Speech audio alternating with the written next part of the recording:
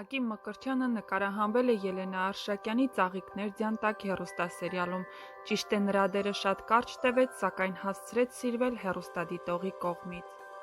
Ակիմը հեռուստասերիալում մարմնավորում է Ռազի երիտասարդությունը 1994 թվականի պատերազմական շրջանում։ Իսկ դուք, սիրելի հետևորդներ, գիտեք, թե ում որդին է Ակիմ Մկրտչյանը։ Ակիմը տաղանդավոր դերասան Կարեն Մկրտչյանի որդին է։